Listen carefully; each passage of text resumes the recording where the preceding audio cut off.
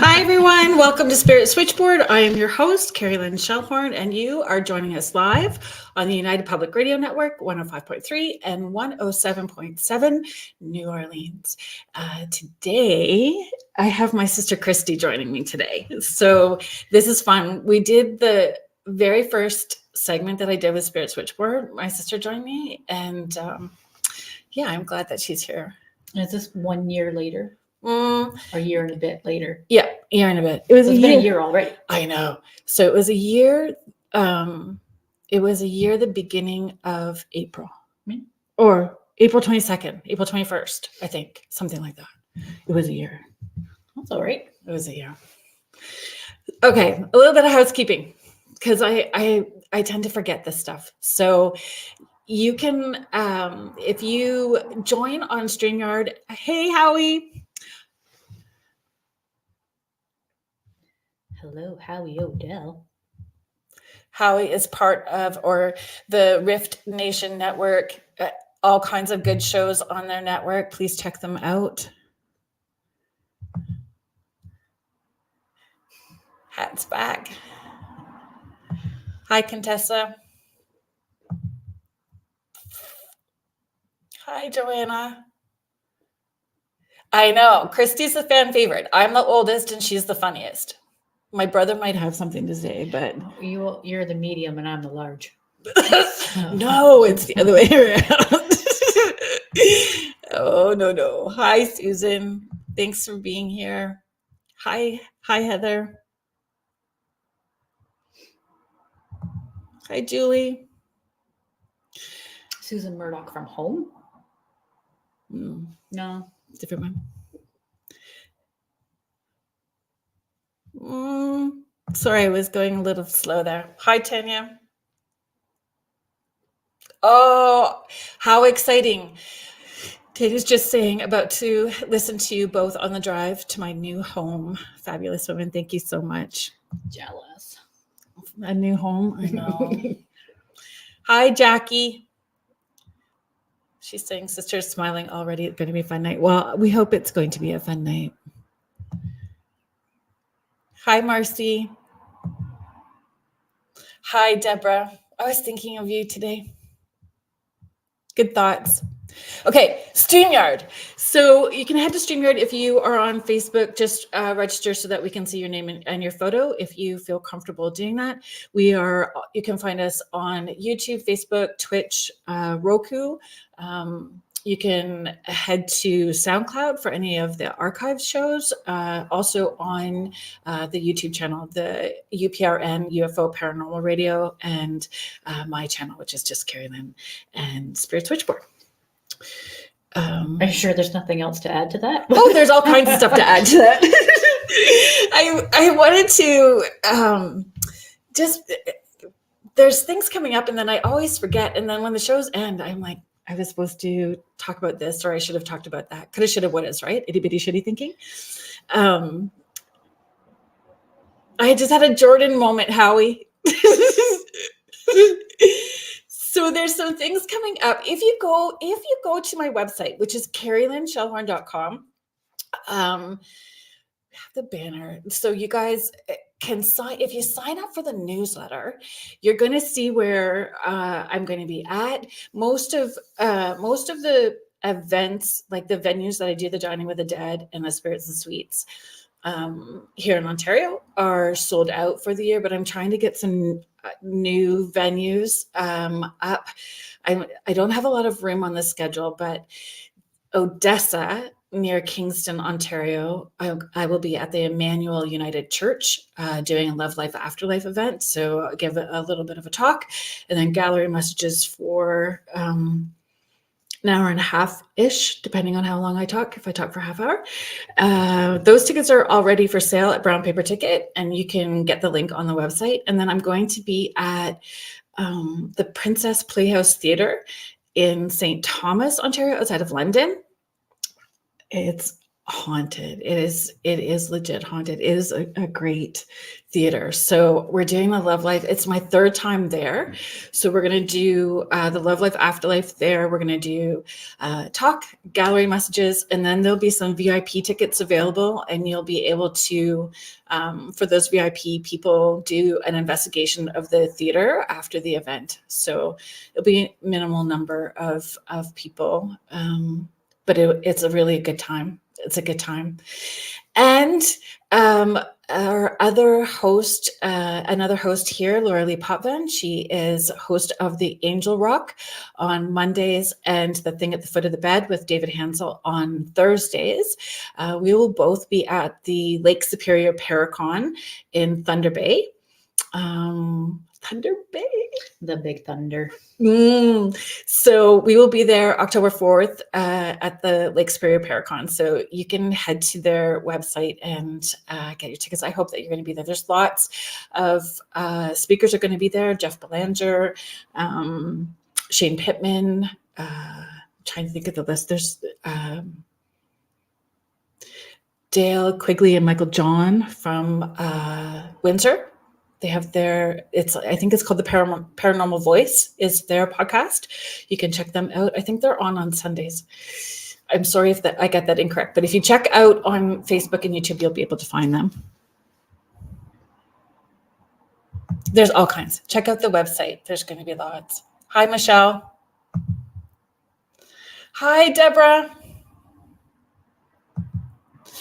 Okay, so I want to give you guys a little bit of a background about the show today. So I asked Kristy to come on.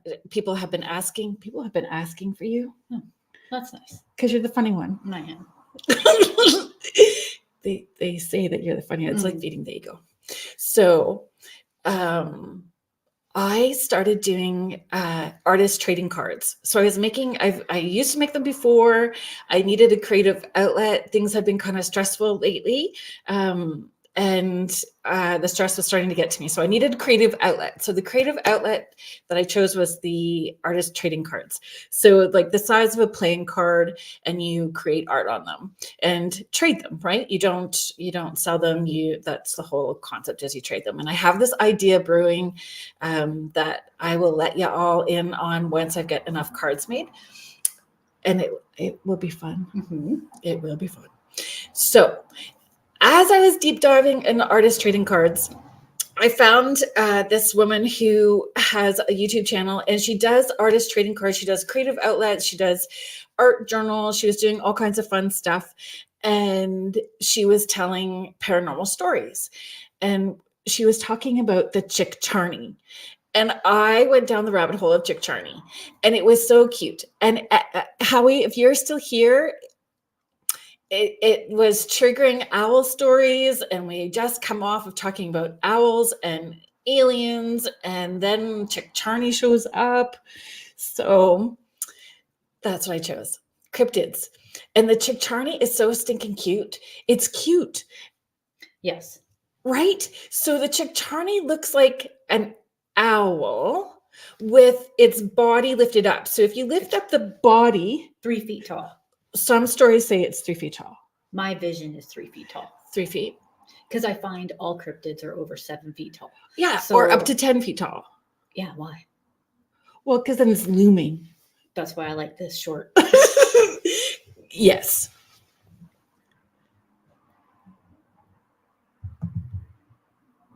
Hi, Teresa. I'm glad that you made it.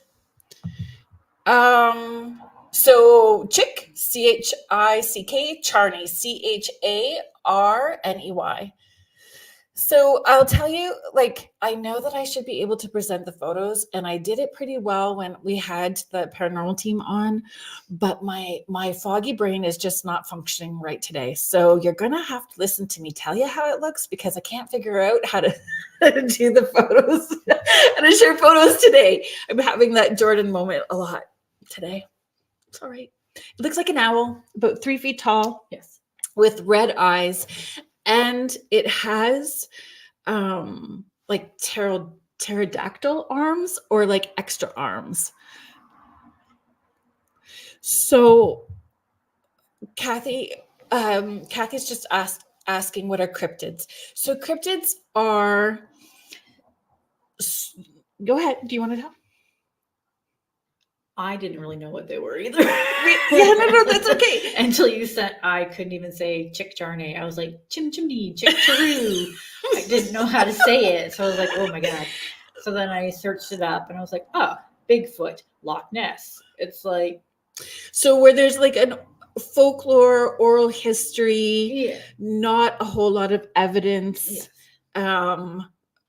Not a whole lot of evidence to it, but yeah, like Sasquatch is a cryptid.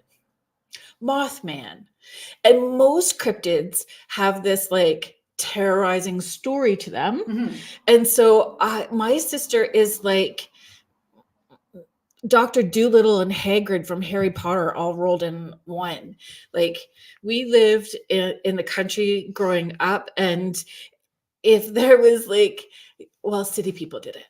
Not that I'm hacking on all city people, but like city people were doing it. So dumping their cats off down the line and animals. So we had all kinds of animals. We have pictures of my sister sleeping with ducks, all the baby ducks. And Fraser. I found Fraser in the bush. Fraser was a cat. Yeah, thank you for letting me know, Teresa. It hasn't, StreamYard hasn't been working so keen with Facebook right now. So if you head over to YouTube, it will hopefully do a little better. Hi, Camille. Thank you for being here. Hello, my friend. It's nice to see you. I hope things are good in Washington. Hi, Lorraine. Oh yeah, we're sisters. So yeah, and I was thinking about the cryptids that had more of a cute side to them, like the kinder the luck dragon from Never Ending Story. Yeah. You know, like from Never Ending Story, the luck dragon dragons are also like. Now I'll have that song in my brain. So the Chickcharney is this 3-foot tall owl. And if you look up owl photos, when you lift their body up, they've got these really long legs. So the Chickcharney has got these long legs. Falcor. Thank you, Susan. Yeah, I love dragons too. Falcor. Do you have a favorite magical creature from Harry Potter? No. I like the dragons. And the Cornish pixies, which is what I was going to try to show you guys too, but Hagrid's dog. Oh, yeah. Hi, Tina. We were talking about you earlier. We were talking about snacks. Cheese. We were talking about cheese. Okay, so the owls, the Chickcharney. The Chickcharney, what is it? Andros Island from Bahamas. Mm-hmm. And so if you're stumbling through the bush or the woods in the Andros Islands, yeah, and you come upon it, yeah, it can go one of two ways, depending on what type of person you are. Oh, I thought if it was nice, if you were nice to it, mm-hmm. It'll be nice to you. Does it know what kind of person you are? I think so. If you are not nice, if you are disrespectful, I was going to let a Scottish word out. If you are not kind and not respectful, then it doles out some karma right away, right? And then if you are kind, then it gives you good luck. So yeah, I was like, I'd have that in my backyard. Yes, this was the only one out of all of them that I'm not afraid of. Really? Yes. Oh. Every other thing wants to kill you. No, not all of them. No, we have a list. Okay, so the Chickcharney is supposed to lean the pine trees over and connect the tops of the pine trees to create its nest. So you'll know if there's chickcharnies in the forest if you're going along and see these pine trees that are connected with this nest at the top. And then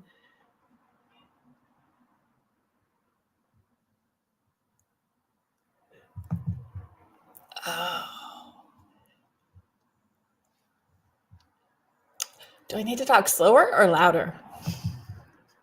Because sometimes I talk fast, and today I'm talking fast. Yeah, fairies definitely know our energy as well too.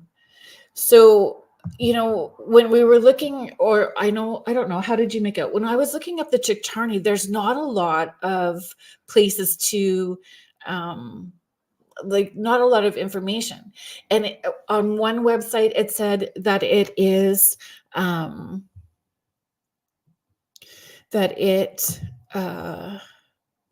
the sightings are still happening today, but when you go to find the stories, you're not finding any stories Or sightings. That's right. So the one sighting that they say was, what is his name? Oh, I wrote it down so I didn't forget. Oh yeah, there it is. Colonizers. Freaking colonizers. That's what we're going to be homework than I did. Oh yeah, I did lots. Because it's so sick and cute. All right. B student. It looks like, no. You're not a B student? Oh, I was, totally. Oh. You had to attend to get grades. Right.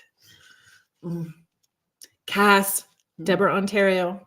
Okay, so it kind of reminds me of Buckbeak, the hippogriff from Harry Potter, the Chickcharney, and it responds the same way. So if you watched Harry Potter, if you were kind and respectful to the hippogriff, you had to lean down and show respect, and then it would allow you up and it would let you touch it and everything else. But if you were not kind in any way or disrespectful, it would attack you. So they say that the Chickcharney it has red glowing eyes, that it can turn its head 360 degrees, that if you are not kind to it, it will rip your head off. It will turn it 360 degrees.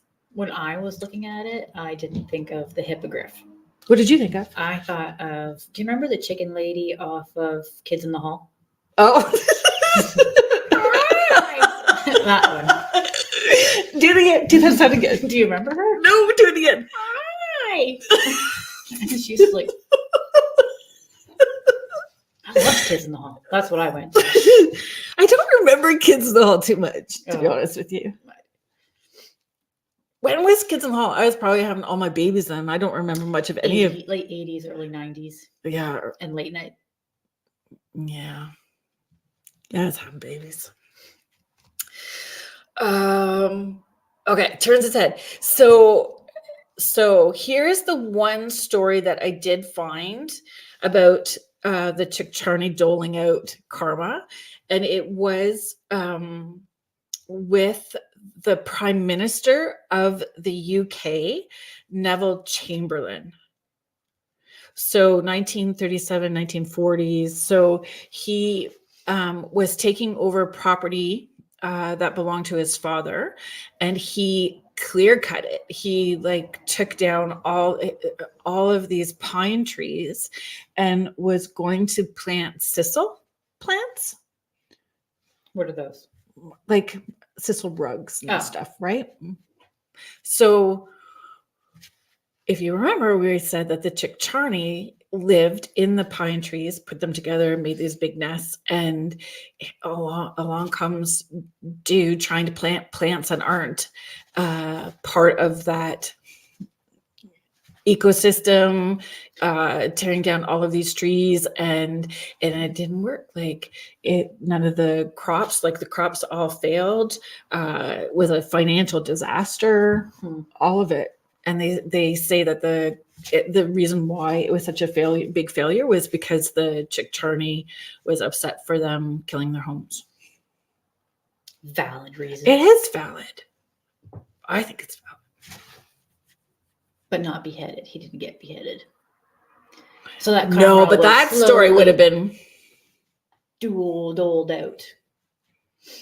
Yeah. I like karma just to go. Well, that's the thing. Like, and I know it's not a very spiritual stand to have, right? To want karma to see. Oopsies. It is not a very spiritual stand to want to be able to see karma being doled out, right? And you think differently once you, at least from my experience working as a medium, what I have seen and observed is you do not, you still have free will, but you see from an unconditional place after you've watched your life review, and you don't necessarily want to dish out karma after you die. So that's ego stuff that's here. But I don't want if you're going to clear cut, I want it before I die, so I can see it all. well, let's find a Chickcharney for your backyard, and right. You've got all those pine trees. What do they eat? Rice Krispies. I just left those for geese. Do geese eat Rice Krispies? And they do in my backyard. I thought, is that considered bread though? I thought bread was bad. It's rice. It's rice. Bread is wheat. It's gluten free. Oh. Charms is the giver of the same.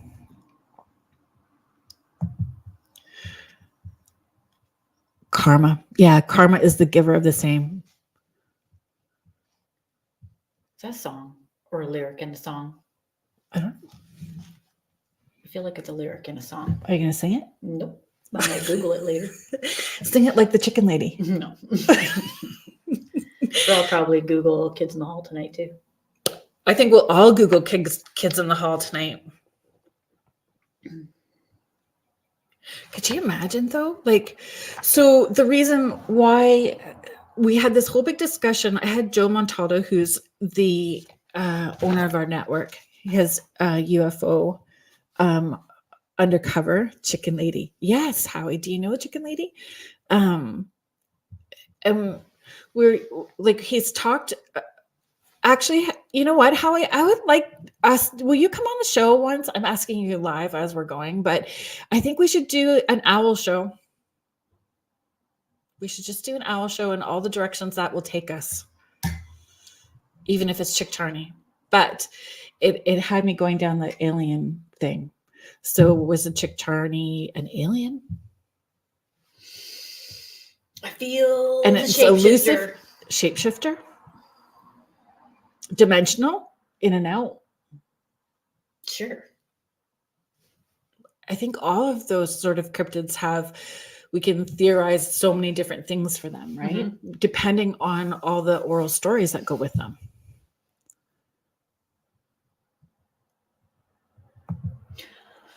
Okay, Howie, sounds good. I'll hit you up and we will nail down a time. Just a local. Hi, Barb. Thanks for being here. Which one do you want to talk about first? Oh, well. Because I really wanted to talk about cryptids that we wouldn't mind having in our backyard. I'd be okay with having a Chickcharney in my backyard because I don't have to worry about like getting my head ripped off. Yes. Some of my neighbors might, though. Might be beneficial. Was Bessie. Okay. So what is there's a name. Oh, guys, you need to help me out. So it's the movie with the little boy that finds this egg. I think they're in Scotland. So it's kind of like the Loch Ness Monster, and it hatches, and it grows in the little shed. Nope. Come on. I'm just thinking how to train your dragon. I don't know. Oh, kinda. Okay, tell us about Bessie. Bessie was 100 years before Nessie. Who is Nessie? Where was Nessie? Nessie's Loch Ness. Loch Ness Monster. And so the one thing that I thought was neat was that Bessie,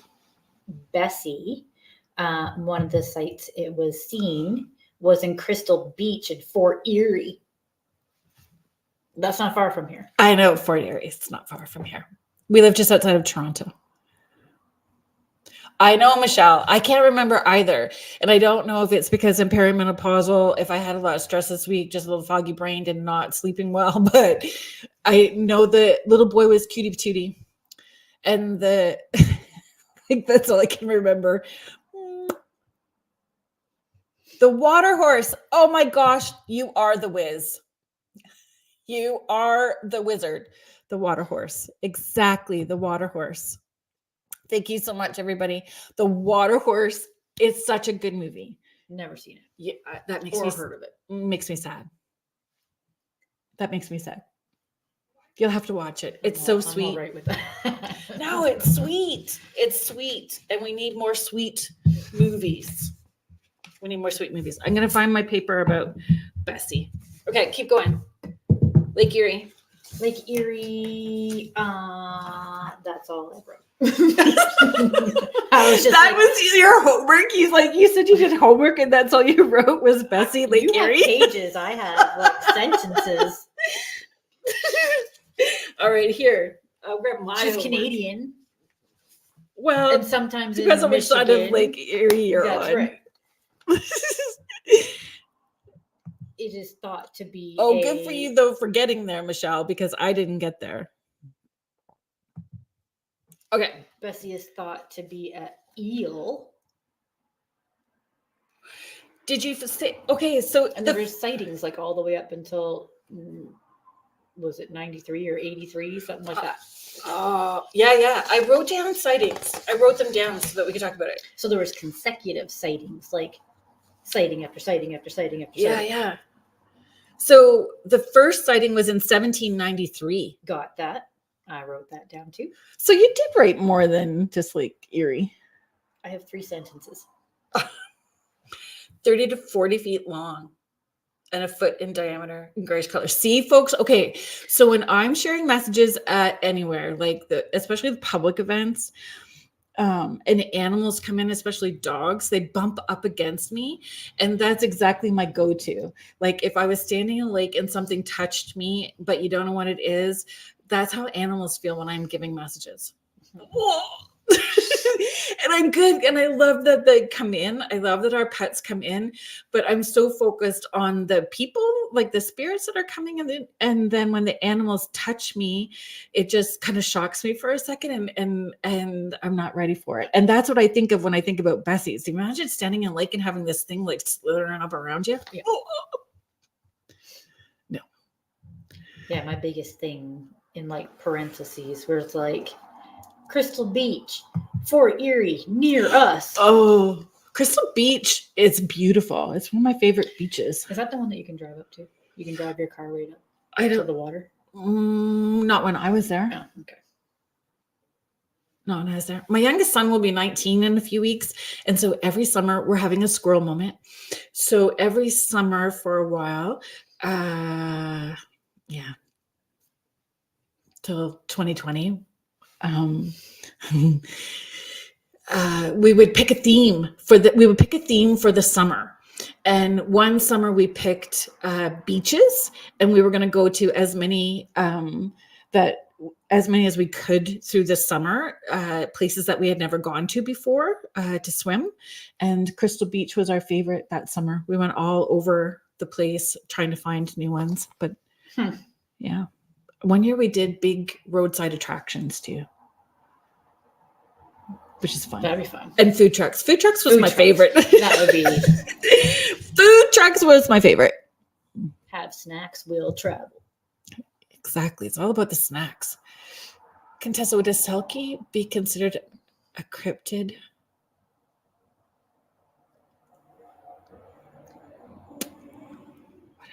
I don't know. I don't know. I think that I would consider it. It's something that. Are you Googling? If I can. You do. Oh, you just take it off. It's all good. You don't need to have it. Okay. At first I thought it was a chicken, a silky. I was like, that's a chicken. No, it's not a chicken. Okay, let's keep going with Bessie. Oh, so the story in 17, it's like, it's crazy, 1793, but a captain would keep track of all of the things that are going on their ship. So that's why there's a written history to that one. So while shooting ducks north of Sandusky, Ohio in 1793, the captain of the sloop Felicity startled a large snake-necked creature described as more than a rod, 16 and a half feet in length. In July 1817, the crew of a schooner reported a 30 to 40 foot long serpent. It's getting bigger. Dark in color. And later that year, another boat spotted a similar animal, this time copper colored and 60 feet in length. And that's what happens with oral stories, right? It's a telephone game. Bigger. Good point. So actually, we've got that one written down. We're going to talk about that one tonight too. And that got me on a whole other, like, maybe we just need to do lake monsters one time. But that was on my list. I mean, even though I'm seeing that, it kind of gives me, I think I just, yeah. But I was thinking that Bessie, there's no stories of it attacking anybody. It's just doing its thing. Selkie are mythological creatures that can shapeshift between seal and human forms by putting or removing their seal skin. Cryptid. Then I would say so. But do they have a mean history? I didn't get that far yet. Change your glasses. They're in the car. I don't wear my glasses. People might think I'm old. Celtic and Norse in origin. Oh my gosh. Okay. There's so many sightings. So yeah, and there is one. There was a sighting from Crystal Beach. For a Selkie? No. Not We're back on Bessie. Keep track. Crystal Beach near Fort Erie was the scene of another sighting on May 5th, 1896. This time there were 4 eyewitnesses who watched for 45 minutes. 45 minutes, that's a long time, and to have multiple people seeing it. What year is that? 1896. As a 30-foot creature with a dog-shaped head. See, it just gets, the stories get wilder. So dog-shaped head and pointy tail churned up the water as it swam about until finally disappearing before nightfall. A reward of 100,000 has been offered by Huron Lagoons Marina for the capture of Bessie, dead or alive. Like 100,000 in why? 1896. But why dead or alive? And it's not hurting anybody. So why? Because fear was different then. Well, I don't know if it's different now, but hopefully. But I just don't understand why you would need to harm it when it's not really doing anything. We'll have it slither upside your boat and see how you're feeling. Oh, I would probably want to touch it. No. Share my cheese. Share my snacks. I would. Here, I thought you would be. You're not open to that. I'm not open to slithery and slimy. I am feathery and furry. We're going to talk about sheep squatch. Yes. Sheep squatch. We're going to talk about that one too. We're going to talk about another one too. How he's saying all the way back from Sir Walter Drake, these creatures have been seen. Yeah, it's crazy. Bessie first earned the name Bessie in a Pennsylvania newsletter of Creature Chronicles in 1991. So that's a long time to go without having some kind of label. And who named it? Why Bessie? Well, let's find it. The editor had reports of a serpentine monster in Lake Erie, and the article considered sightings that took place 30 years earlier. Bessie was described 30 to 50 feet long reptile as round as a bowling ball with a long snake-like neck. Sightings recorded in the article were from 1960, 1969, 1981, 1983, 85, 89, and 1990. Holy cow. And it's all like multiple people seeing it. And 90 seems recent. Right, because we go from schooners to jet skis. Yeah, the 1990s was in Lake Erie. Yeah. So 1990, four reports. So 4 reports of Bessie occurred. What if it's like not Bessie? What if it's like Johnny Cash is a boy named Sue? Boy named Bessie.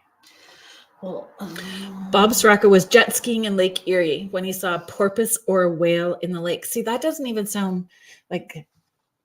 However, porpoises and whales can't live in fresh water. that's right. Bob said that he recognized an aquatic air breather. Having issues with this That was sighting. more like what kind of fish? What big fish? Pikes are really big. 2 other sightings.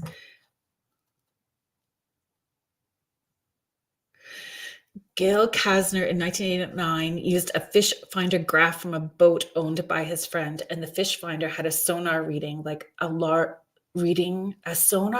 of a large cigar-shaped apparition, 35 feet long and 30 feet underwater. So could that not have been like an alien ship too? Because that's underwater. Yeah. There are some underwater.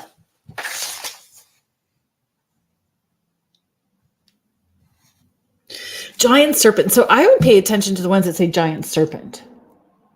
Over Doghead? Yeah. Probably, yes. It seems more plausible. And I wonder why there's such a big gap between like early 1800s, and it doesn't seem like there's any sightings from that time to like 1980. I hopped over to Michigan. It was in Michigan. Underground tunnels? Underground tunnels? Could be. In like inner earth, going up one place, coming up another. I don't know. Like Titans. It's like a Titan. I think it's a thing. A thing? Yes. What? Like what? Like it's real. Like it's not. I think it's just. I'm listening. I think with it's you. an actual I'm on it. species that's just elusive. Like Sasquatch. Yes. Well, see, I think Sasquatch are like shapeshifters. I don't know if it's a species. Mm-hmm. There's lots of people that, especially the indigenous communities, feel that it is A shapeshifter. Nope, that it Really? is. That it was its own culture. Yeah. And that the Wendigos are like rogue Sasquatches that have been pushed out of the community, and they just go kind of crazy. And where do the Wendigos live? I don't know. Depends. Everybody's got a different story. Hmm? I don't know, but I don't want a Wendigo in my backyard. What? No. But I'd take Bessie. Yeah. Contessa's just saying there are a lot of unknowns in the water, probably a world of its own. I agree. I mean, the pictures of Bessie are cute. It looks like a floaty in the pool. That's. I just wouldn't want to be standing in the lake and having it rub up against me when I can't see it. If I'm on this side or looking down, I may not even be awake. I'd have to have so much gravel to be on a boat. I can't even ride in a car without getting car sick. I went swimming at Moose Lake in Deborah, Ontario. Home. Moose Lake. Mm-hmm. And there was a water snake that was swimming beside me. I walked on water. I walked on water. No way. How old were you? I couldn't have been there because I would have remembered I didn't that. have kids yet. So 16. You were 16? I don't think I've ever seen a water snake. Ugh, it was black. So imagine that at 30 to 60 and feet. It was only like, I don't know, 2 feet, 1.5 feet. I just remember seeing it come. Do water snakes stay on the top, or do they It was go on the top, but and it's slithering on the Yes. top of the water? Yes. Oh, I don't know if I'd be good with that. I wasn't good with that. I don't know. I don't think I could be. Not if I was standing beside it. So I was on the other side of it. No, I don't want to be near it. Unless I have a shovel. No. Really? Yeah. No. No. Did someone say reward? I wonder if it's still. Do you know what that's from? No. Grinch. From Jim Jim Carrey's. Yeah. I have trouble watching Jim Carrey. Really? Yeah. Yeah. Sorry.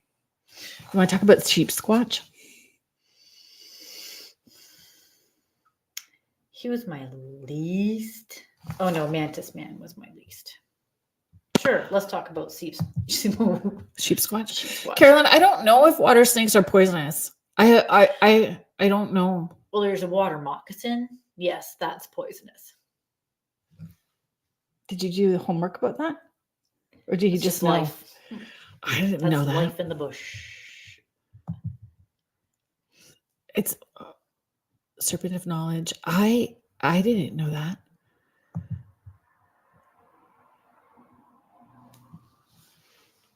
Did somebody tell you that? I don't know. I just know it. Just one of those things. Our grandpa was very much a bushman, right? We lived in a bush. We lived in the bush. But so we didn't live near water to know what water snakes were. Yes, we did. The water was across the street. Yeah. It was Pine not Island. It was right across Pine the highway. Island. And there was a land causeway there Yes. with the land causeway. But I don't remember seeing any of that stuff. I don't remember seeing a water snake. No, well, because I was at Moose Lake. You had to be there. Who's on first? Sheep Squatch. West Virginia. They smell like sulfur. Which is never a good thing. If they say that you smell sulfur, it's something bad. But I still... When I read that, smells like sulfur, my brain went to why is the chupacabra smells like sulfur? The sheep squatch smells like sulfur. What is it about rotten eggs that these things smell like sulfur? What is that? It's an element, right? Sulfur is an element? Mm-hmm. I don't know. It just makes me think of matches. Yes, sulfur, no bueno. Exactly. But why do Deborah agree? So again, if it's oral history and just stories, and it's the telephone game, so one person passing the story along, it immediately makes you think it's evil. Mm-hmm. Immediately, I just dislike using the word demon, but people go to that realm or dimensional. It just adds, though, like people say, Sasquatch smells skunky. Yeah. And bad too.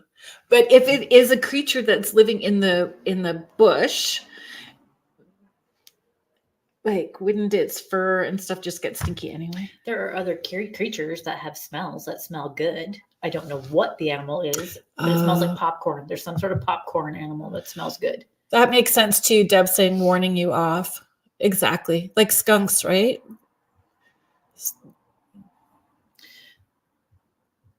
Commanding respect, I think, with skunks. But... They always smell. They're always over 7 feet. They're always mixed with two things.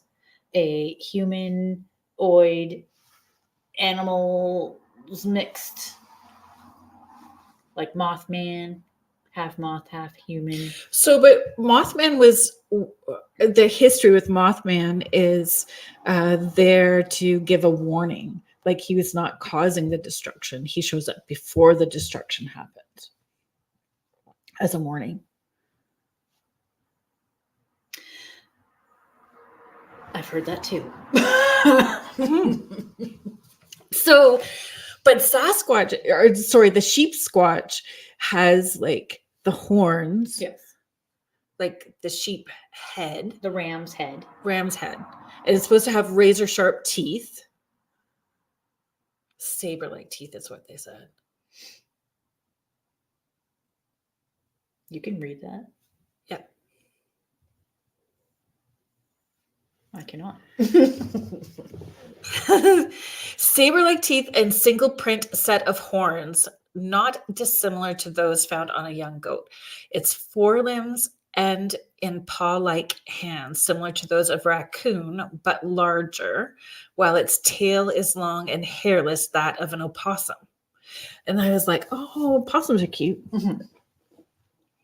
But it's like all of them all jumbled up, reputed to smell like sulfur, which has been attributed through folklore to the beast being born within the area in Mason County, like the Mothman theories. Musk-like scent. Musks would be like skunks and weasels, right? Yes. Yep. Damp, wet smell. So in 1994, see, you did know. Do you want to say it? I just wrote sheep squatch. West Virginia smells like sulfur. Okay. In 1994, a former Navy seaman said that he had witnessed the beast breaking through the forest. But that's to me, that's recent. 94 is recent. Yeah. More recent than the 1700s. Yes. The white thing breached the bush line and knelt to drink from the creek. Here it drank for a few minutes before crossing the creek and continuing toward the nearby road. The witness stated he observed the animal for a while before it moved on to the surrounding bush. So it wasn't attacking or anything. What's the purpose? Well, why does it need? I don't know its purpose. Maybe it's having its own existential crisis, so it's figuring out what it needs. True. Is it an experiment? Is How do it? these things come to be? I don't know. Within the same year, 2 children observed the creature while playing in the yard within Boone County. Where's Boone County? I don't know, but it sounds fun. Let's go to Boone. Is that Pennsylvania? Julie, are you still here? So the two kids saw it near Boone County, reported having observed looked like a large white bear, yet with this case stood up on its hind legs, making it over 6 feet tall. It startled the children. The beast ran off through the forest, breaking medium-sized limbs as it ran through the path. So again, it just kind of ran away. It's not there to hurt. Like, it's scary looking, but not going to hurt anybody. Right. Oh, what was the thing that I saw with it too? Oh my gosh, no, there was like up to 2015 there's a sighting. So let's read that one. So 1999, another incident in 1999 involved a couple of campers who were in the forest at night, again in Boone County. We need somebody from Boone County on to talk about sheep squatch. They eventually heard an animal snorting and scuffling around the camp in a manner similar to an aggravated bear. Boone is in Missouri. Thank you, Sherry. Reacting, all of a sudden, the sheep squatch suddenly charged out of the darkness at the campers. Reacting quickly, they jumped up and ran back into their house, all the while being pursued by the sheep squatch, which is a very different experience than the other people had. So why? The white thing stopped at the edge of the forest. When they crossed it let out a terrible scream, and then it turned around and headed back into the woods. The next morning, the campers returned to their campsite and the trail home, finding it to be torn up. They referred to it as like someone had tilled up for gardening. Doesn't quite make sense to me. But one of the things that I read, it says the grotesque creature has the ability to use quills on its back. So again, the story gets bigger, right? So telephone game. And somewhere, I think it was with him, it said that the urine was, the urine was acidic or acidy. Acidic? Who's up to the urine? I don't know, but that's what it was, one of those things that I read about it. And then I was like, if it feels like it has a constant, if it has a constant UTI, no wonder why it's grumpy. Right. If it has a constant UTI and it's burning every time you go to the bathroom. And yeah. If it's like wolves and it's marking its territory too. And it hurts. Who's following it around while it pees? How do I you know don't it's know. that thing's pee? Well, if they're smelling sulfur and then they check it out, what if there's just wet on the ground? I don't know. There's not enough story, but the story keeps changing. So it's kind of like a dog. Boone County says it is in Arkansas, Indiana, Illinois, Iowa, West Virginia, according to Google. Thank you, Kerrilynn. But it doesn't seem to be like there's no reports of anybody being hurt. There's no reports of, I'd still share my snacks. It's reclusive. Just leave me alone. Yeah, like Like me. you could live in harmony. Live in harmony on your property with the Sasquatch, with the sheep squatch, with the Chickcharney. Chickcharney is. What if they were all welcome. here first? They were all here first and we're invading their space. Quite possible. 2015 in Folks Run, Virginia, the beast was spotted once again in the forests of the Appalachia. The creature was spotted close to midnight by 6 campers spending the night in the dense woods. The beast was reportedly 8 to 9 feet tall with a shoulder width. It would be width. Yeah, 4 to 5 feet. One of the campers saw the beast at the top of the nearby hill in a crouching position. Then it stood up and he alerted the other campers. The creature started running down the steep hill towards the campers, but they were separated by the river that was flowing through it. They looked in horror as it searched for a way to cross, and with no other option began to wade through the river. It finally came out of the water, and the campers reported that it appeared like a bipedal dog in the chest with its fur wet from the river crossing. Then a loud guttural screech was heard about 2 miles off from where they were. Then the sheep squatch looked up in shock, just high enough so the moonlight was on its face, and the campers looked on in fear as it let out a pathetic whimper. Then it sprinted across in the different direction. So is it screeching, or is it a different whimper? screeching? Is it whimper? Crazy. Well, I feel sorry for it now. It whimpered. And then I always have other questions. Were the campers drinking? Were they partaking in things? The campers I know. Would be partaking in things. Magic mushrooms.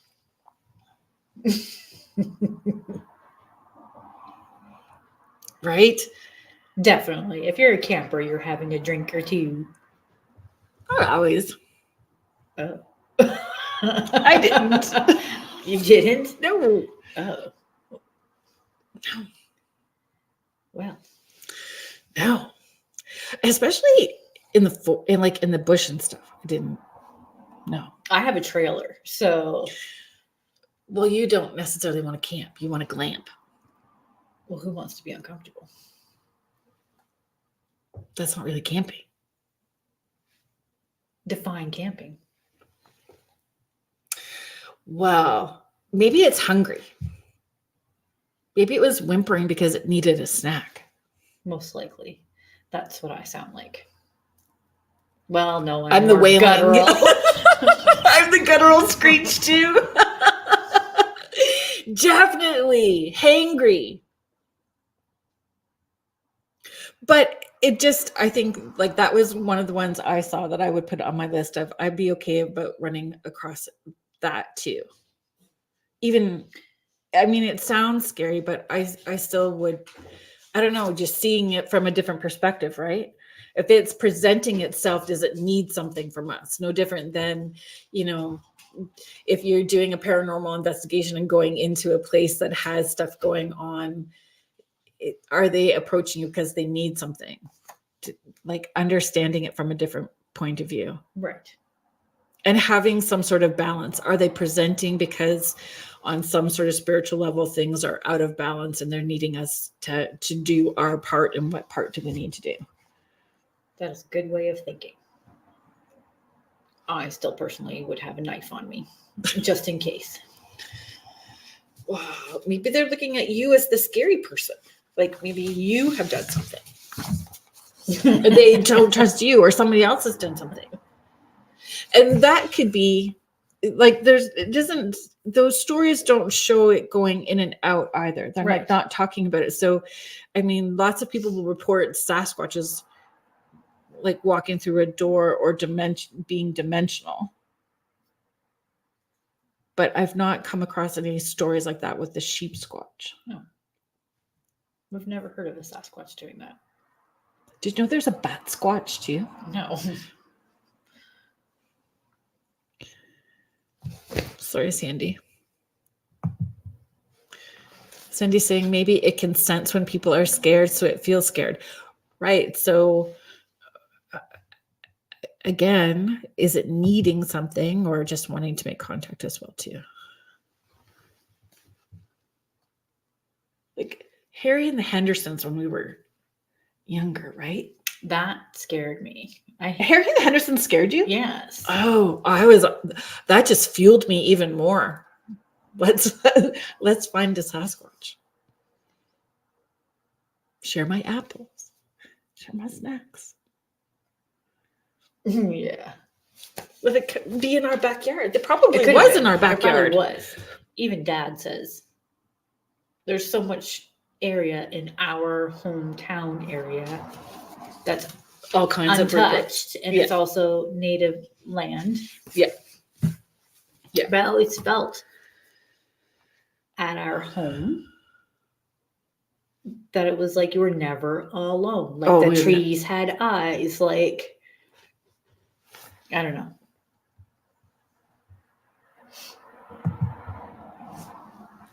Deb is just responding to Sandy, saying yes to Sandy. Whenever I've met a bear in the woods, we were each wary. And if you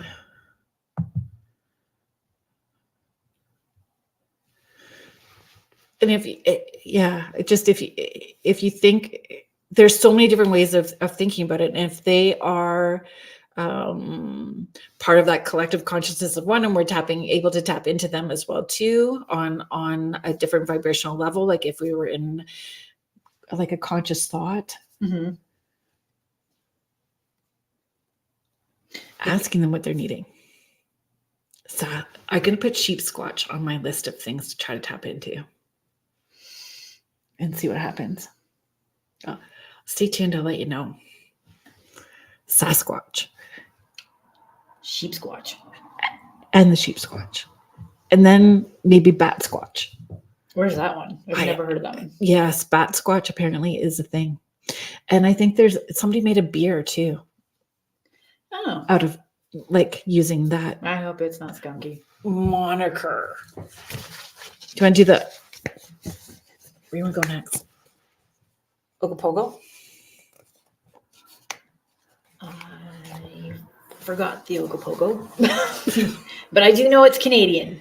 Yeah, there's lots. When I was looking, there was a lot of... And it was mistaken. Wait, it was mistaken for... Was it mistaken for timber or wood?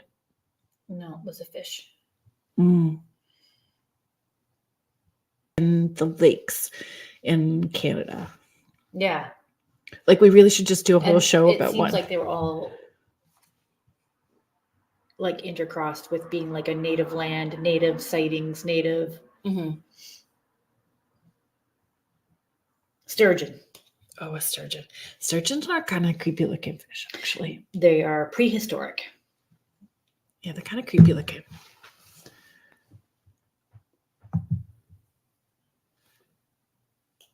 You think it's a giant eel? The Ogopogo? So, cryptid lake monster reported to live in Lake Okanagan in British Columbia in 1926. So it starts like a long time ago. A sighting is claimed to have occurred at the Okanagan Mission Beach. This event was supposedly witnessed by 30 cars of people who all claimed to have seen the same thing. In 1968, Art Folden filmed what is claimed to be footage of the alleged creature, showing a large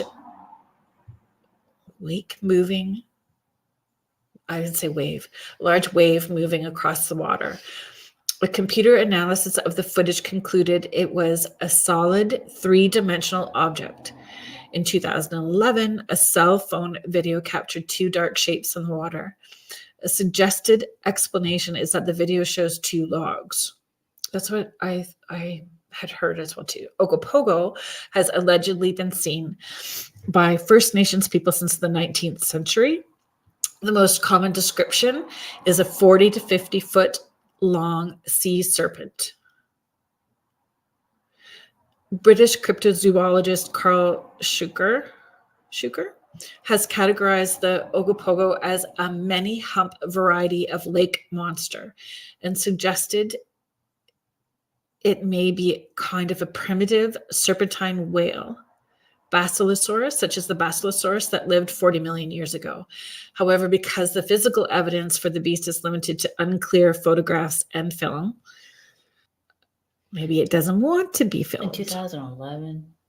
It has also been suggested that the sightings are misidentifications of common animals such as otters and inanimate objects such as floating logs, and it's also possible that it is pliosaur, mosasaur.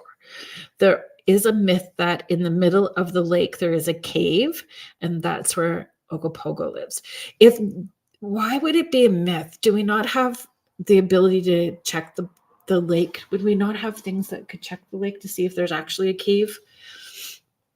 Yeah, on a tunnel fish system? finders, depth things.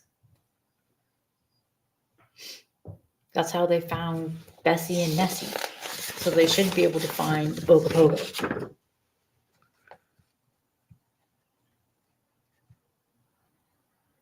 Wait, it says tissue samples and corpse. What the heck? We're missing. Yeah. The report started in 1995, but didn't get any big attention until 1997 when a video of the creature and blurry photos were taken, prompting a CNN article published June 12th in 1997. Again, the creature between 30 and 50. So the specimens are in somebody's basement. 2 scientists have agreed to analyze the remains of a mysterious-looking specimen In his freezer at home. Oh, the remains were found by a Kelowna resident, Dan Popoff, as he paddled his kayak near the far end of Lakeshore Road. Still has the carcass in his freezer at home, right beside the ground beef and your holiday ham. Like, what's that in your freezer? Give me the Ogopogo. Sarah's sharing probably, I think it would be hidden from us.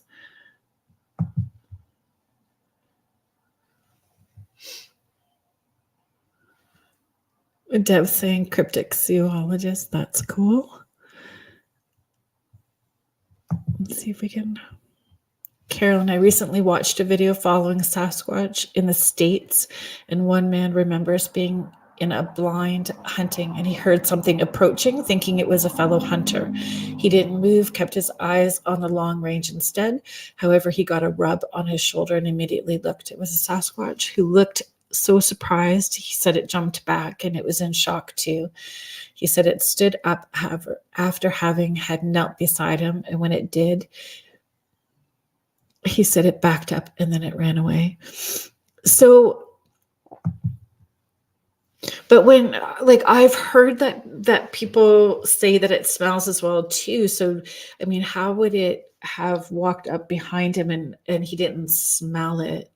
Not that I'm discounting it, but I always have questions. I just have 1,000 questions and see it from inside out and sideways. If you are just joining in, thank you for joining us here on Spirit Switchboard.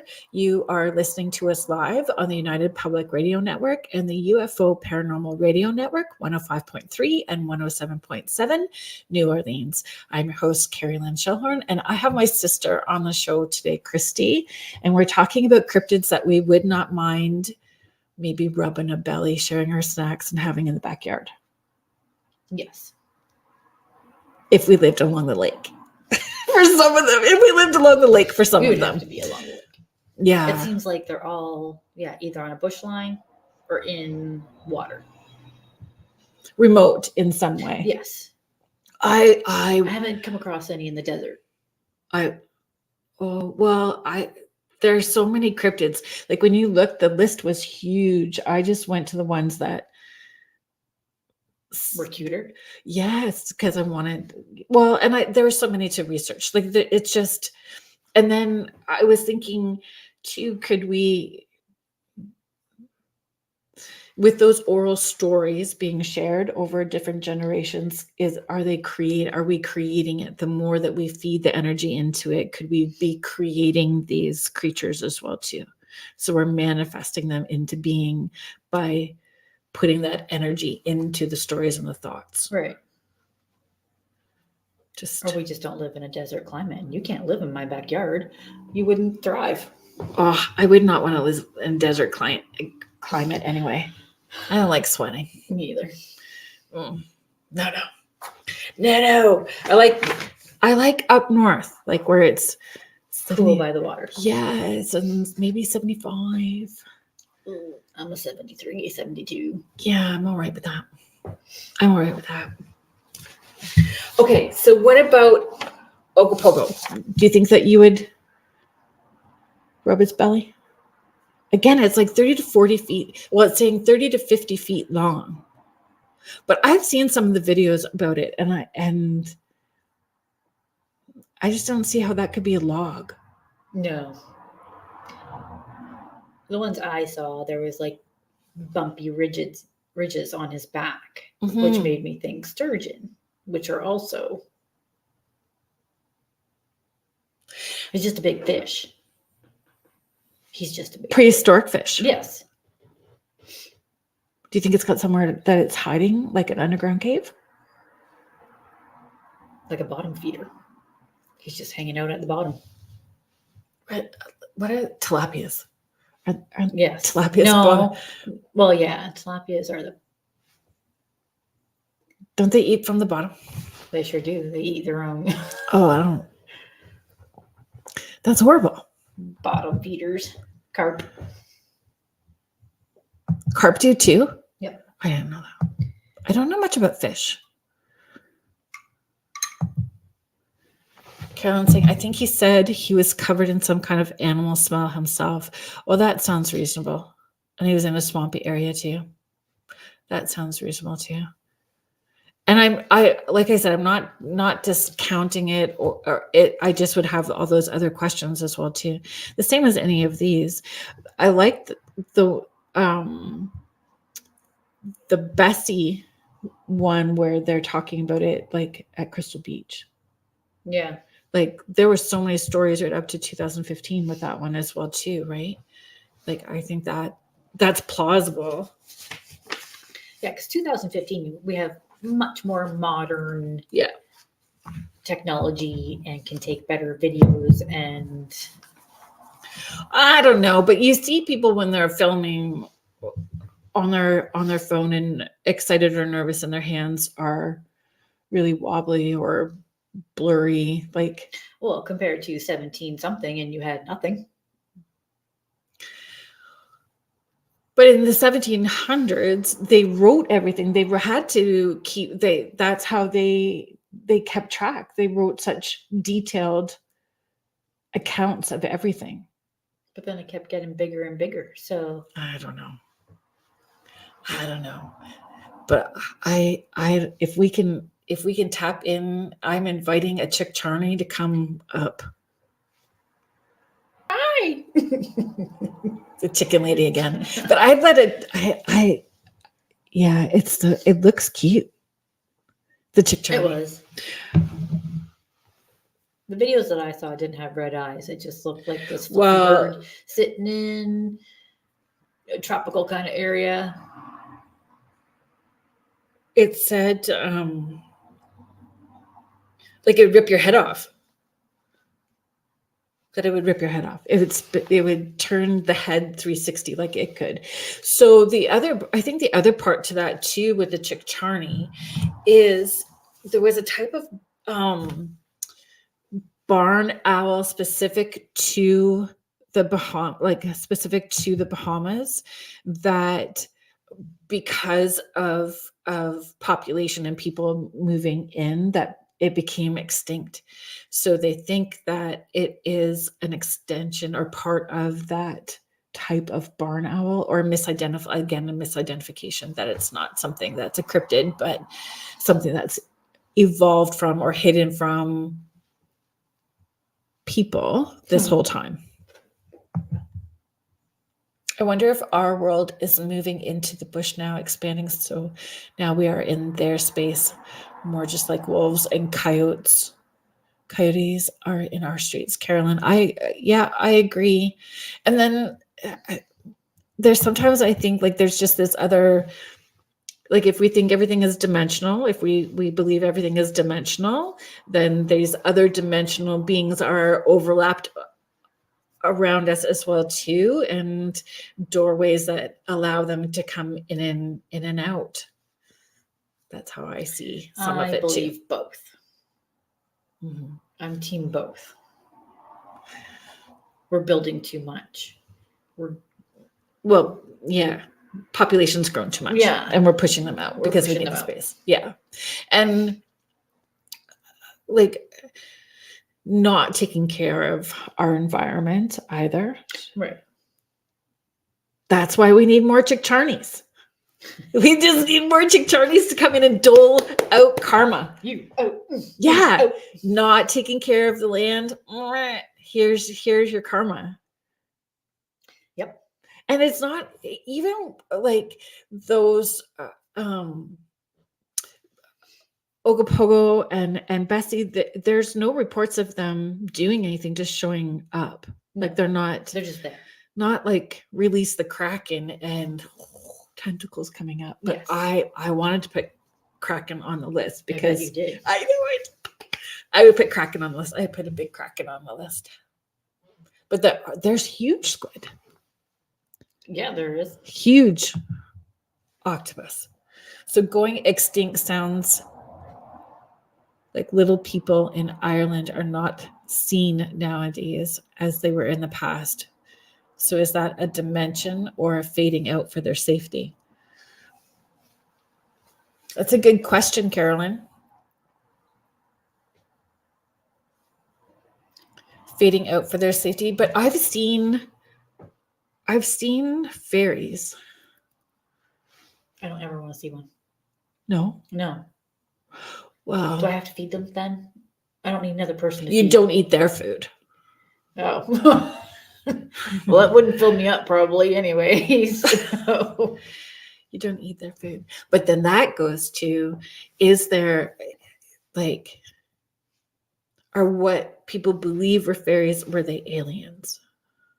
And this still thing, you don't eat the food because then, but I saw fairies in a bush, actually. It took me by surprise. Everybody was on a fairy kick during COVID, and everybody was leaving. Can't say that word. You have to be careful. Leaving food out for fairies. And I was like, leaving food out for fairies. I have enough people in my house that I have to feed. I'm not leaving food out for a fairy. Sorry.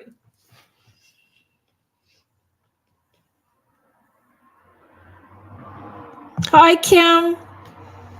Okay, folks, I got everybody agreed, everybody committed to a date. So May 31st, Kim Sage, brilliant medium, is going to be on Spirit Switchboard along with Julie Krause who had said hello earlier. She's also been on before.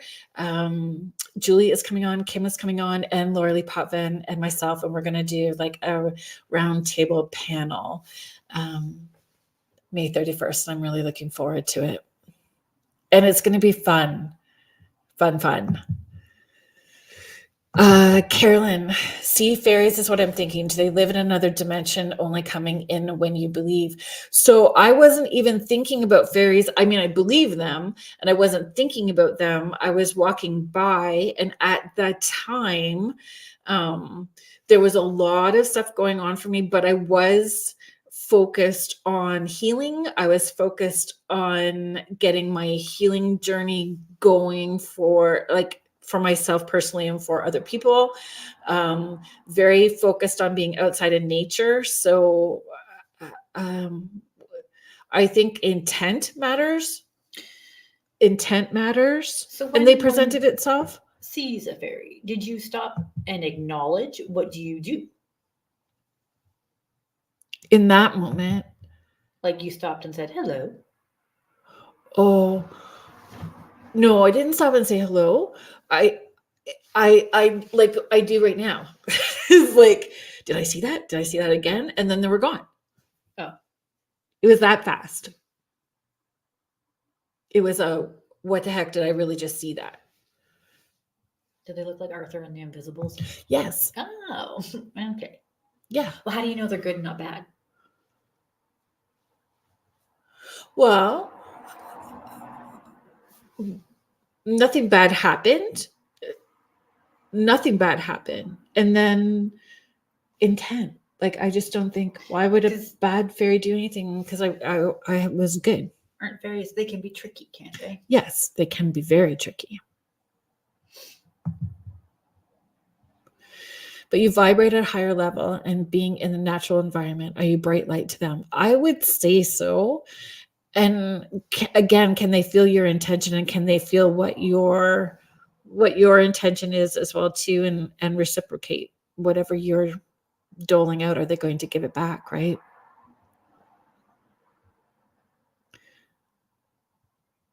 Right, Kim? That's kind of the experience that I had. Kim is just sharing, I've seen fairies when caught off guard. I just kept going. They intrigued me though. Exactly. And I just mentally, I said, thank you. Like, thank you for that experience. Like, you saw them in our town? Yes. Not even in Ireland? Yes. But Brooklyn was very much about like feeding the fairies, having the fairy gardens, very much being a part of it, but educating my daughter at the time that she needed to be environmentally conscious. She needed to be good with animals. She needed to be like all those things as well too. There was more to it.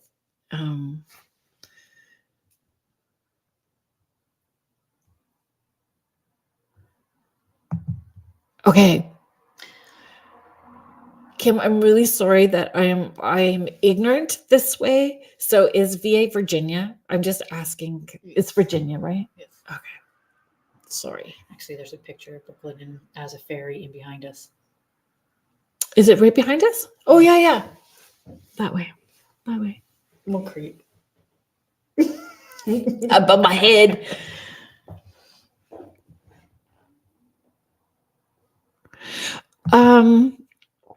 Kerrilynn, I don't think it was because I was a medium, though. I guess at the time, like, I was having a lot more experiences.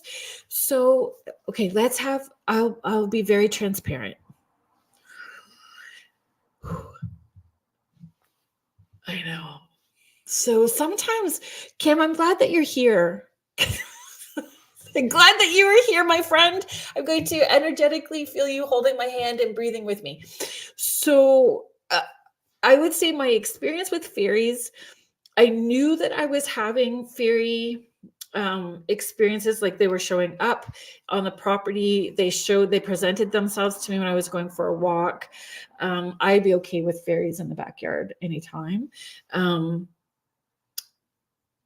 I was driving, I'm in Guelph, so I was driving down Edinburgh.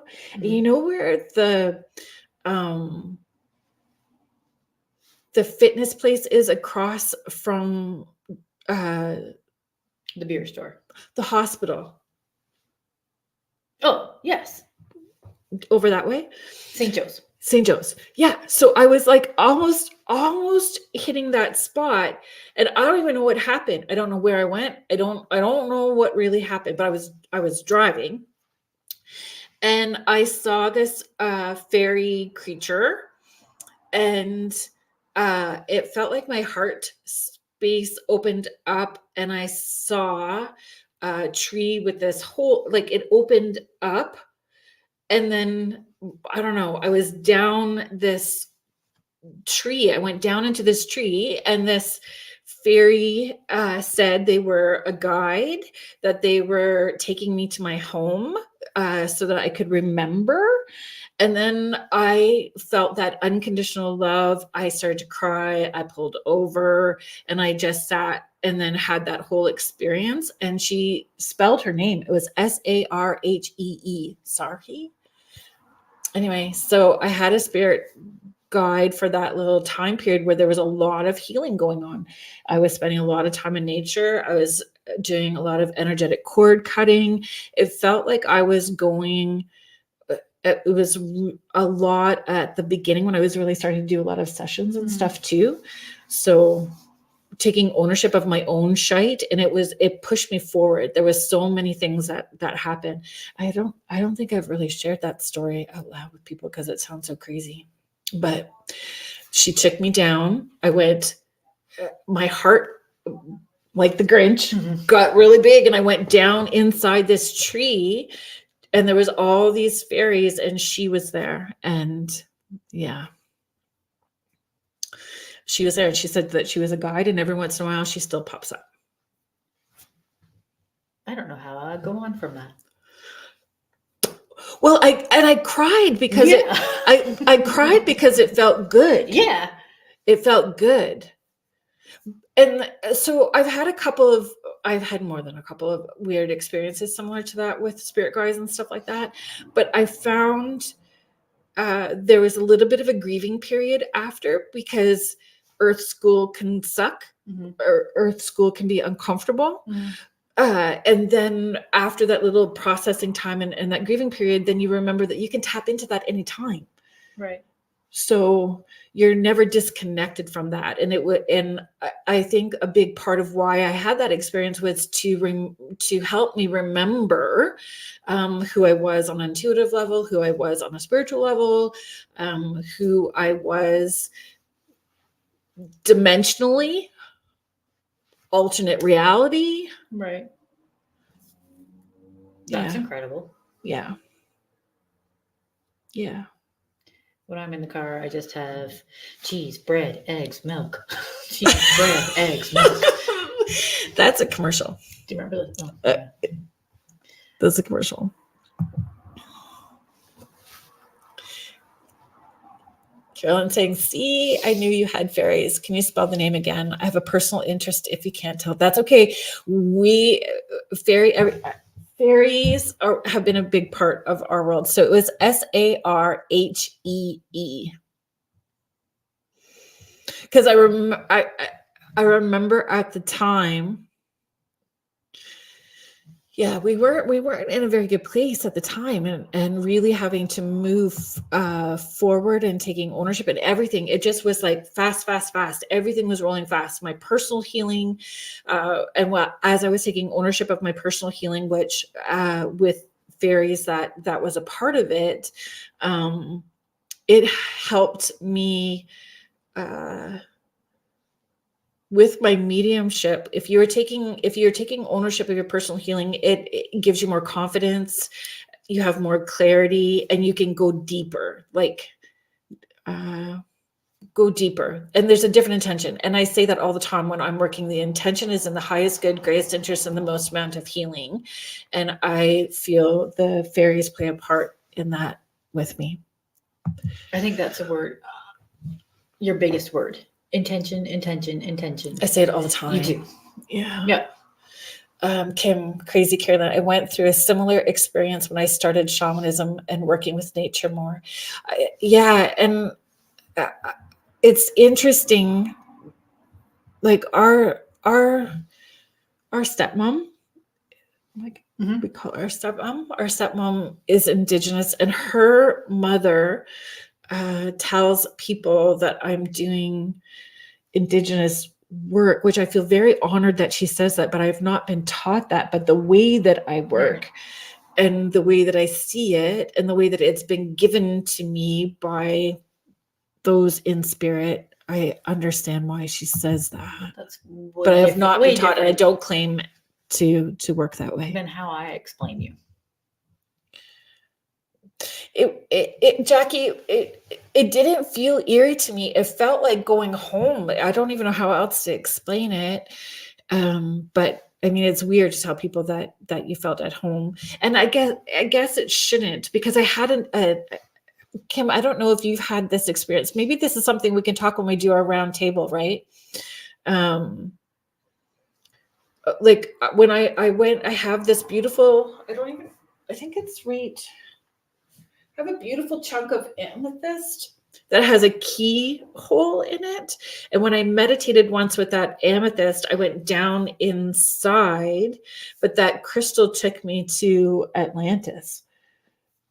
And there was all kinds of things happened with that.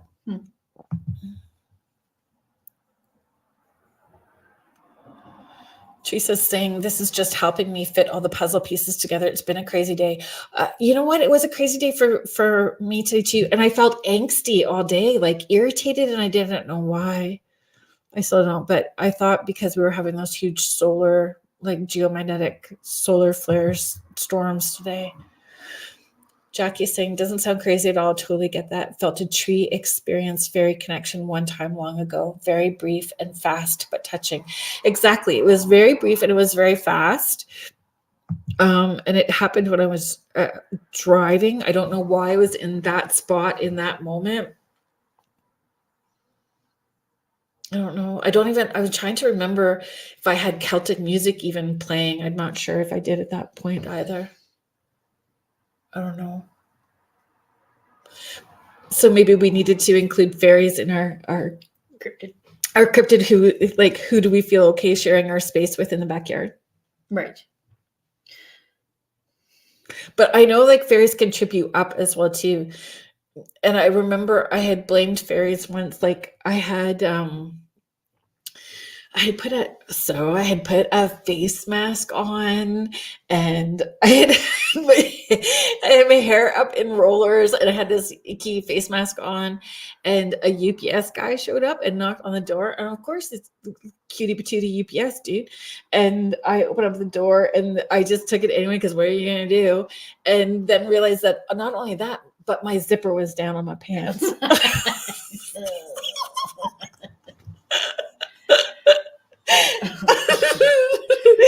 Oh yeah, it is a shiny moment. But I bet you he never forgot you. Never forget that address. Probably showed up later and I'm not there. Teresa's sharing, I've always loved fairies. I've always thought they were around. I did too. My daughter too. And it started with like the Cottingley fairies.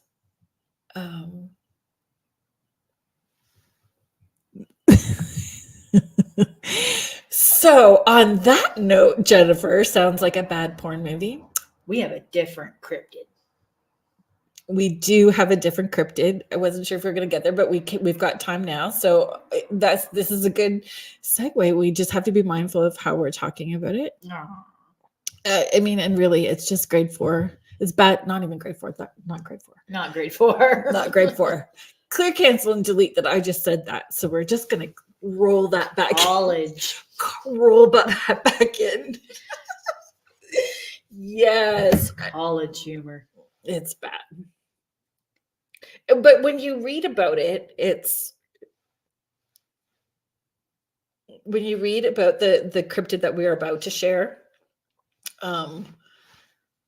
yeah, Let me let's see if I can call it up. Sorry. It's the one that I didn't like write notes or print off. I just kept it on my phone.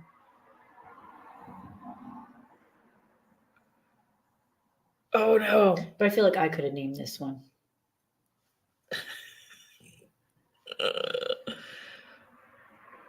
Okay, folks, are you ready? Again, Canadian. Mhm. So First Nations. First Nations again. And I wish and that's something else I think about too. If it's Indigenous stories that are shared, they share truths like within their oral traditions. Is it when we get mixed in where the story stretches and expands and isn't, like we have not respected Right. in so many different ways and it gets distorted and have how else have we messed it up? So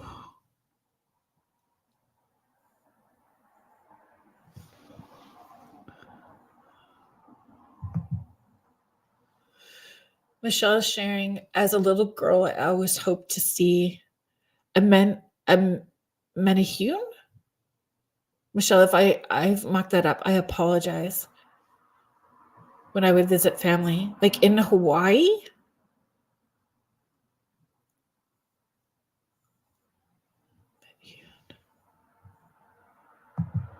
We're gonna look that up.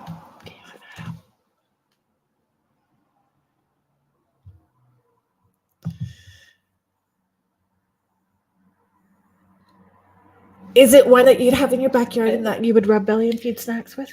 It is Hawaii. Race of dwarf people in Hawaiian tradition who are said to live in the deep forests and hidden valleys.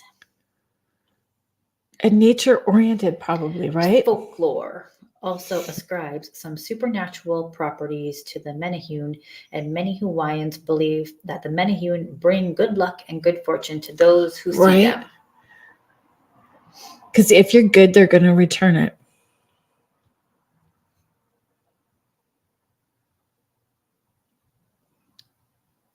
Well, we're going somewhere totally different than that, but I agree. I would be okay with that too. And again, if you don't have anything to worry about, if you're not, if you're treating the land, respecting the resources, respecting people, you would have nothing. If you're working on spiritual harmony for those dimensional alternate reality, those in spiritual harmony with the people here, like you wouldn't have anything to worry about. And I don't think enough people think that way. I don't feel people think about how they are interacting dimensionally, spiritually, physically, this world, alternate worlds, dimensionally, and we should. I think that we need to teach people differently. Just be good, do good on every level. Stop sucking. Please. Please. Okay, here we go. The Yukon Beaver Eater. I wanted to say beaver eater. We're just going to let that sit there for a minute. Okay. A relatively unknown cryptid from the oral traditions of First Nation peoples. It's described as bigger than even the biggest grizzly bear and got its name from its diet. So it has, through stories, it has been said that they flip over beaver lodges to expose the beavers and eat them. So the natives chose a giant ground sloth as the closest lookalike to the beaver eater. So Don Charlie, a Canadian First Nation member, contacted the British Columbia Scientific Cryptozoology Club in 1989 with a sighting. And the BC SCC co-founder Paula Blonde interviewed her, and in 1990, this was the account that was published in issue number 4 of the BCSCC's magazine. Oh yes, Kim.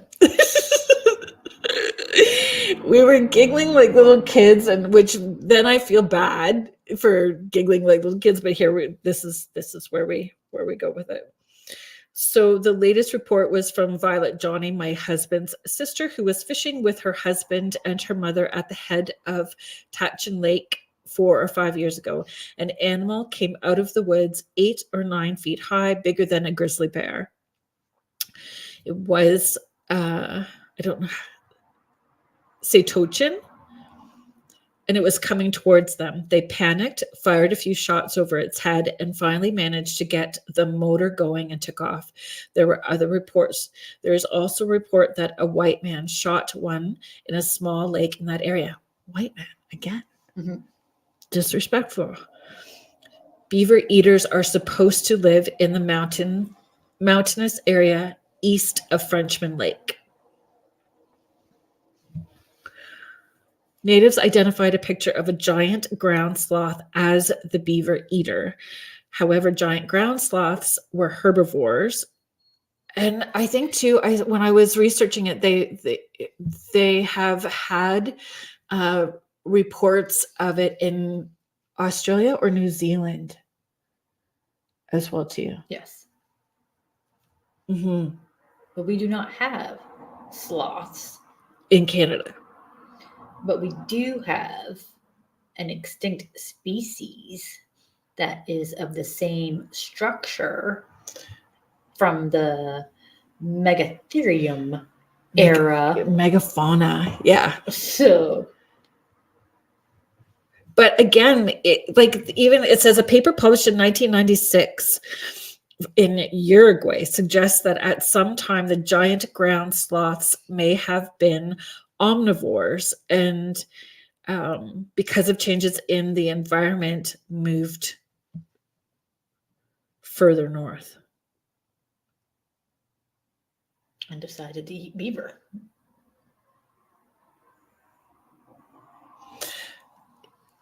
Yeah, the Yukon beaver eater. I found this other article. I just want to pull it up really quick. Thanks for being patient, everybody. New Zealand, like it was in New Zealand. Sorry, I just wanted to double check and make sure that I was getting that right. But they say the same thing with this other article that that it stands up really tall and it tears up the beaver lodges and eats the beavers, but they stand very tall. How does one go from being an herbivore to eating beaver?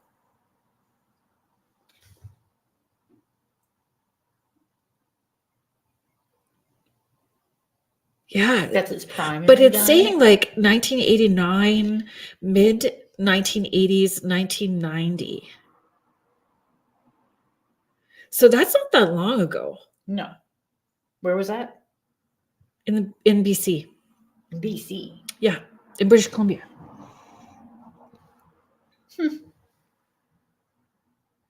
So it's near water too.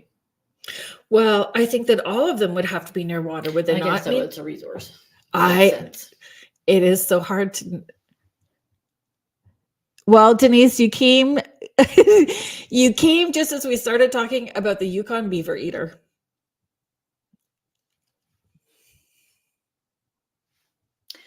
Funny story. Do you know that vanilla actually comes from beaver scent glands? Like that people use for candles and stuff? No. Vanilla that you bake with. No, it doesn't. Do you want to place a wager? No. Beaver scent glands. Yum. Our grandfather was a beaver trapper. So, yeah, he was just a trapper. I'm going to BC in 2 weeks. I'll look for a beaver eater.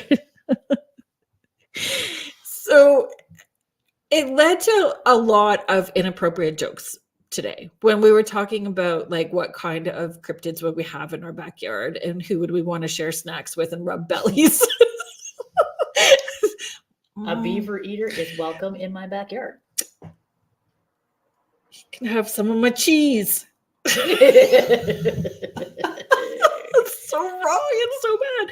But it's supposed to be like a bear-like creature or sloth-like creature, angrier than a grizzly bear is what the reports keep saying. Angrier than a grizzly bear.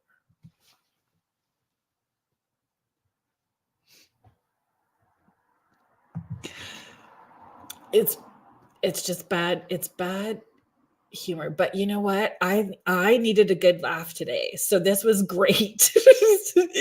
It's been I don't know how y'all are doing, but the last 2 weeks have been super stressful. So if I'm not trying to be disrespectful in any way, but the beaver topic is hard to not blush at for sure.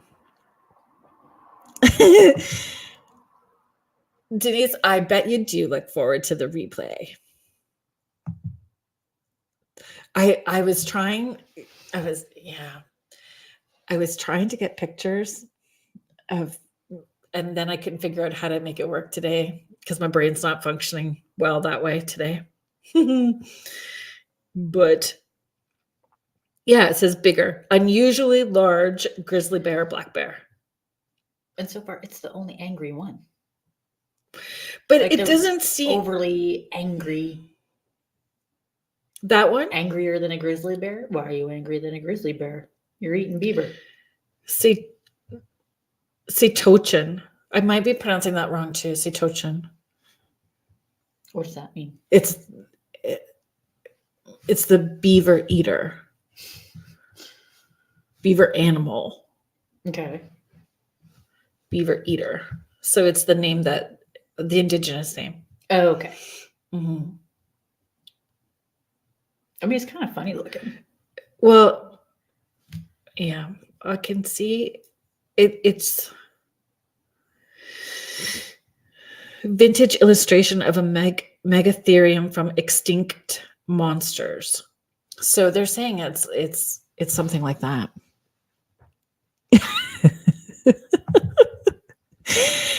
Exactly. Nobody likes an angry beaver eater.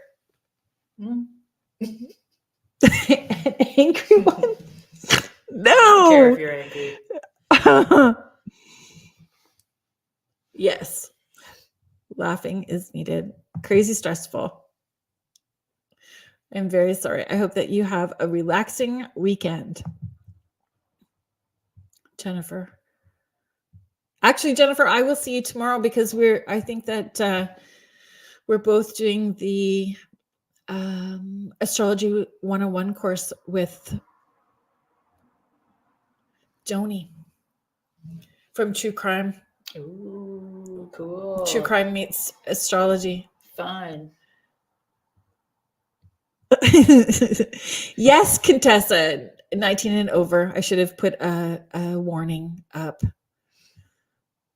at the beginning of the show. If you are offended, keep scrolling by.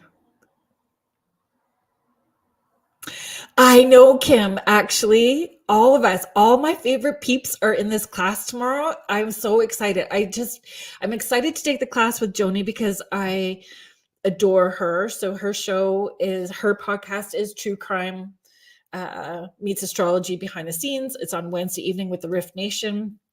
I think it's at 8:00. It moved because it was on Monday nights. And yeah.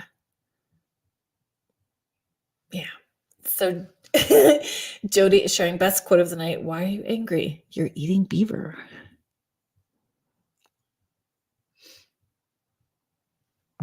So yeah, it'll be really fun tomorrow to connect with everybody taking that course.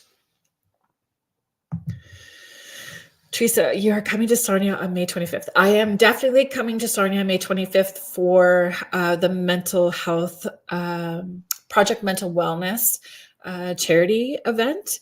I'm going to, if anybody's in the Sarnia area, I'm going to be at Melody's shop in Mitten Village mindful jewelry and crystals. I'm going to set a time and just put it out there, like, because there was a lot of people that couldn't get tickets because it was limited. But if you want to come say hi, if you want to hang out and say hello, there was just a lot of people that reached out. So I'm going to put a time up and just let people know that I'm in Sarnia. If you want to come say hello, meet me in person and hang out for a little bit before I do the charity event, just keep watching social media because I'll be putting that up. The store is called Mittens, or the town is called Mittens? No, it's in Sarnia. So it's a section of Sarnia called Mitten Village, I believe. Sounds cute. Yeah, her store is really cute. People, check it out. I know the tickets went really quickly, Teresa, but I'm going to go to Melody's store. It's called Mindful Jewelry and Crystals. So I'm going to put a time up, and if you want to come meet me in person, you can meet me there. Mindful Jewelry. Yes. Jennifer, I'm glad you got your book, and you'll get a chance to meet Kim and all the other wonderful people that are going to be participating. There's quite a large number of us from the porch group that we have. If you go to my Facebook page, which is Psychic Medium Kerrilynn Shellhorn, there's been a lot of imposter stuff, but you'll see there's the warning. There's stuff at the top of there. I do have, it's called the Morning Porch Group, and it's been hard the last few weeks, but I try to get at least 3 up a week intuitive practices. I do energetic cord cutting and meditations on the full moon. There's lots of videos that you can access there on the porch group. Busy girl. Yeah. Yes, busy. Let's just switch this up a wee bit.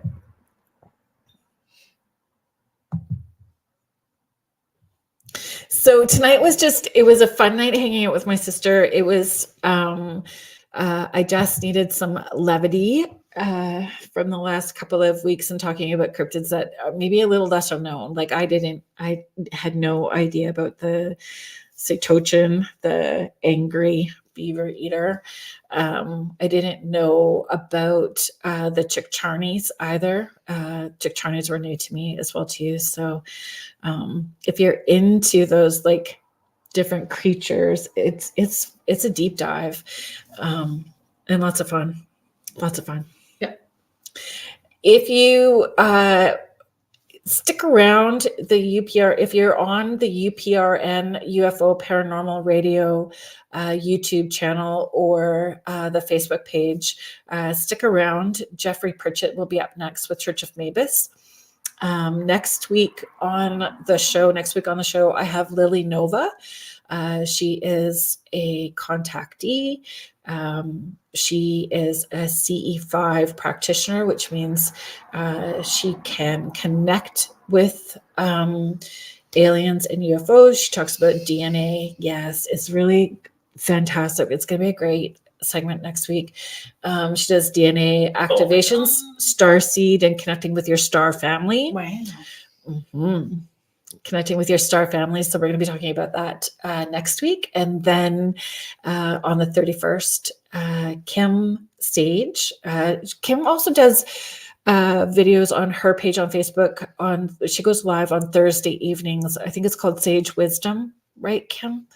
If it's not, please correct me. So she does live videos there as well too on Thursday evenings. So Kim, Laura Lee Potvin, who is another UPRN host from the Angel Walk on Mondays and the Thing at the Foot of the Bed with David Hansel on Thursday. She's coming, and Julie Krause. You can find her on Instagram and Facebook as Julie Krause Spiritual Advisor. Everybody, Sage Advice. Okay, thank you. I will remember that. I will remember that. Sage Advice. That's so brilliant. Mm-hmm. That's great branding. That is great. So we're going to do a roundtable panel. And if you guys have questions, if anybody listening has questions that you'd want to ask. We are not going to be giving readings. I'm just letting everybody know now, we are not giving readings, but if you had questions about the other side, questions about mediumship, questions about our journey, please, email them. Kerrilynn.shellhorn@gmail.com. Oh, Kathy, you got your book too. So Kathy's also, you're going to be taking the course again too. How to connect to the porch group. So if you go to, it's Kerrilynn's Morning Porch, and it's a private group, so everything stays there. Jody McGrath, who had commented earlier, she's one of the moderators for me when I can't be there. So you'll see Jody there quite a bit as well too. Denise Mitz, she's helpful on the porch group as well too. That was here. So thank you, everybody. Thank you to our wonderful network, United Public Radio Network and the UFO Paranormal Radio Network, 105.3 and 107.7 FM out of New Orleans. So thank you, everybody that was in the chat. Thanks, everybody, for chiming in, adding to the conversation, asking questions, and just hanging out. And thanks to my sister. You're welcome. I love you. I love you too. Okay, have a good night, everybody, and we will see you next Friday at 6 p.m. Eastern Time. Good night.